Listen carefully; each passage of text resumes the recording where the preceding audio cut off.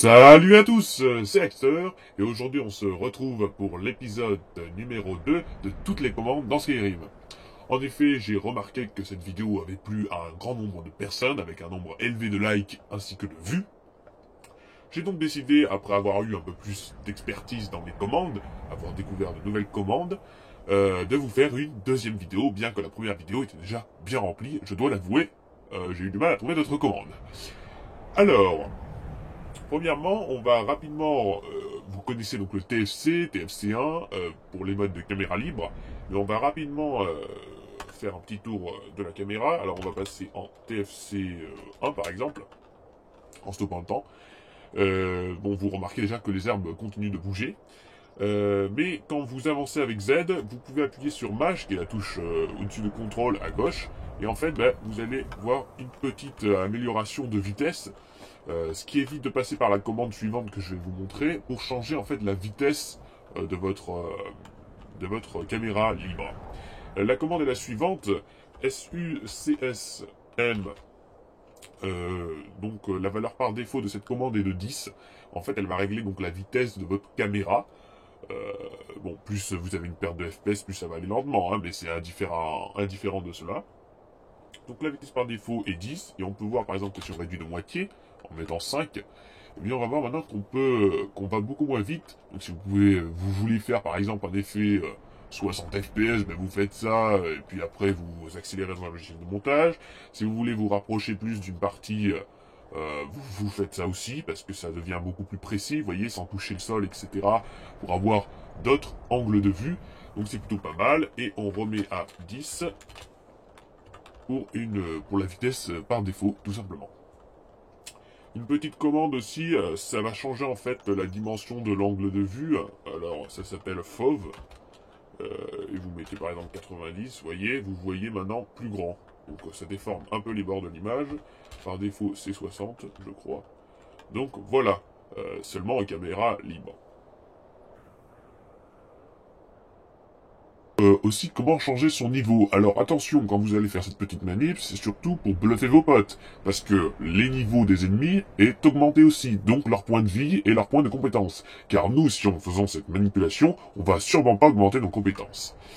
Donc là, on regarde rapidement sur cette partie, je suis niveau 19. Je vais donc modifier mon level en faisant player pour que la commande interagisse avec nous. Level, alors là j'écris level, 7 level, et on met le numéro que l'on désire, et voilà. Alors vous voyez, il n'y a aucun passage de niveau, rien, mais il y a écrit niveau 100, et on est toujours au moins même niveau de points, et on n'a rien gagné, hein, donc c'est un peu bête de le faire pour les niveaux, autant faire directement la compétence. Ensuite on va faire un petit truc sympa, qui va permettre de courir beaucoup plus vite.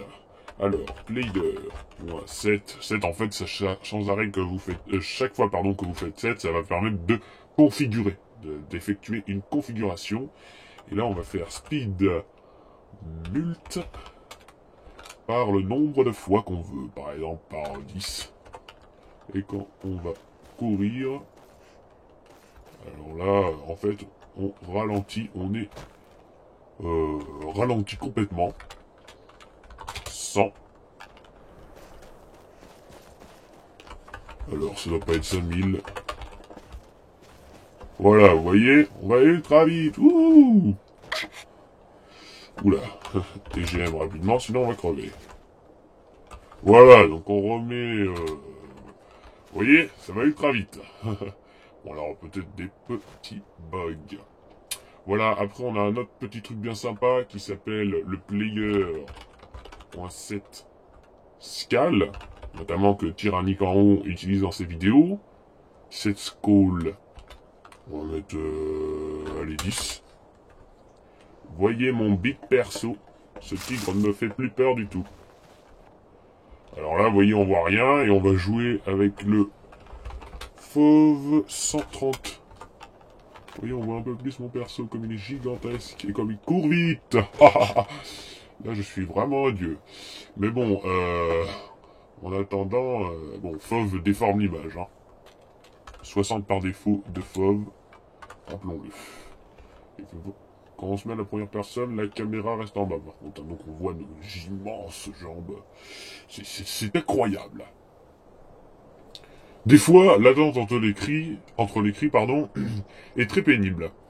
Voyez plutôt. Vous voyez, en appuyant sur W, je ne peux plus faire ces cris. Enfin, bon, pour celui-là, il n'y a pas eu beaucoup de puissance, donc on peut le refaire rapidement. Mais on va pouvoir recrier à l'infini sans aucun temps d'attente grâce à une commande.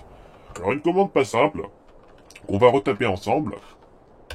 Player.force have Chao au cri, recovery, mult, et de base c'est 0.2, on va mettre 0, et on va pouvoir maintenant crier sans temps d'attente. Vous voyez, il n'y a plus la barre qui apparaît, c'est magique. On va voir maintenant des commandes un peu plus liées aux personnages et aux interactions avec les personnages. On va voir comment contrôler un personnage, ou en tout cas basculer le mode de caméra. Vous sélectionnez le personnage voulu, il doit être à proximité, et vous tapez seulement TC. Toggle Control Driver. Maintenant, les mouvements des acteurs, en gros, a été transféré au personnage dont l'idée avait été sélectionnée. Vous voyez maintenant quand je bouge Lara Croft, mon perso bouge aussi. Alors il va faire exactement les mêmes mouvements, mais dans une symétrie de miroir. C'est-à-dire que bon, je ne contrôle pas vraiment mon perso, et quand je fais R, je ne peux pas attaquer vraiment. C'est mon perso principal seulement qui va attaquer. Voilà, vous voyez, donc je peux faire tout ce que je veux, mais c'est mon perso. Pour retransférer les commandes, un TC, et c'est bon. Alors attendez, je vais désactiver ce loup. Vous voyez qu'ils sont derrière la barrière magique, comme ça vous fera un petit rappel. Disable pour désactiver. Alors 00014 c'est nous, hein, donc on peut pas se désactiver. Ça paraît logique. Disable. Hop, le temps que la barrière se lève.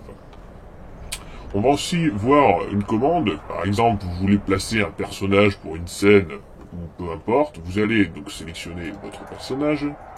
Rappelez-vous qu'on vient de sélectionner le monstre, donc il faut le resélectionner. Et on va tout simplement move to player. Ah non, ce n'est pas cette commande-là, excusez-moi. C'est move to player. Voilà. Alors là, le personnage est placé. En gros, il se place à côté de vous, juste à côté de vous. Donc c'est move to, il n'y a pas de point. Voilà, il n'y a pas de point. Donc ça va vous permettre de vous placer où vous le désiriez. On va aussi voir une commande en fait pour pouvoir se marier, puisqu'en fait j'ai vu dans mon ancienne vidéo que j'avais fait les commandes pour devenir compagnon et avoir de bonnes relations, mais pas pour pouvoir se marier. En fait c'est très simple, hein. Donc ça devient la même chose, vous pouvez le faire avec la personne que vous le désirez, désiriez. Donc on sélectionne le personnage, on fait 7 pareil pour configurer relation Shiprank player 4 pour l'ajouter à la bonne faction. Ah non, ça va rendre la personne amoureuse de vous. Et pour l'ajouter à la faction des personnes potentiellement mariables, puisqu'elles ne sont pas tous potentiellement mariables, on va donc add fac pour la faction, donc 19, 89, 80 puis 9, hein, pas 89, 1. Voilà. Donc en principe, quand on va sélectionner, alors ça marche pas non plus tout avec tous les personnages. Ouais, bon, avec ce perso, ça marche pas parce qu'il est un peu trop complexe, rajouté par un mode, etc. Vous voyez le nombre de possibilités qu'on a en lui parlant.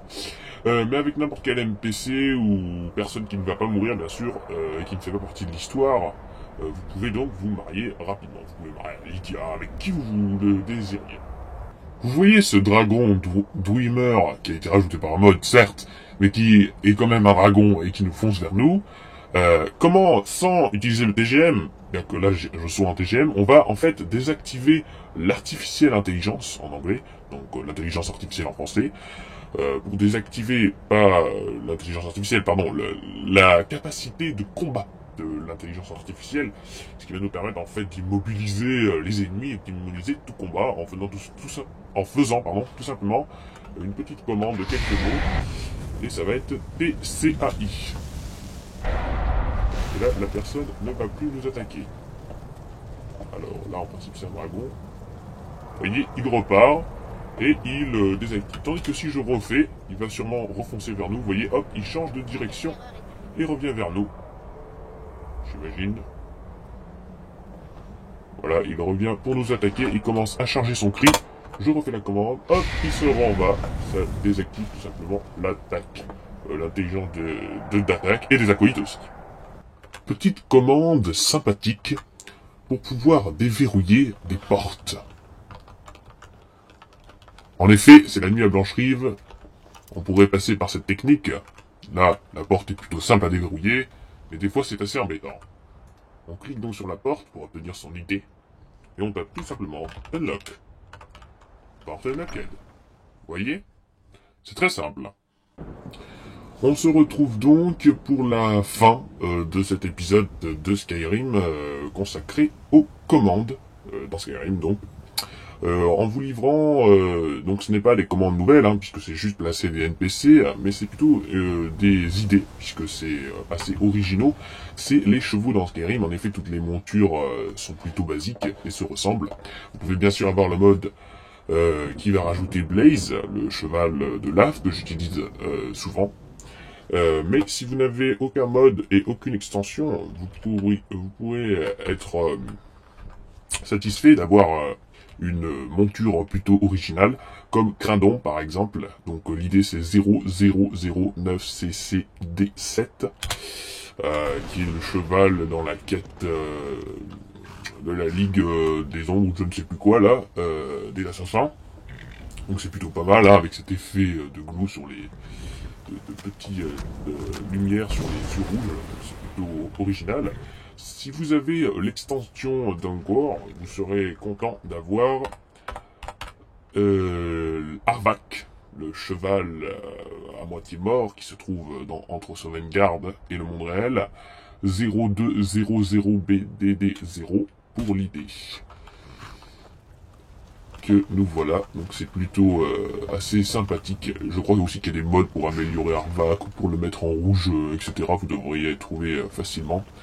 Et Blaze, si vous voulez, je peux vous le montrer. Et Blaze, qui est un mode très sympathique. Me 1200D62, qui en fait au départ est un sort, mais que vous pouvez bien sûr récupérer en NPC grâce encore une fois aux commandes. Et personnellement c'est mon préféré Blaze, hein. Donc voilà, avec des textures haute résolution et tout. Bien, et bien merci d'avoir suivi cet épisode. Salut à tous, c'est Dexter.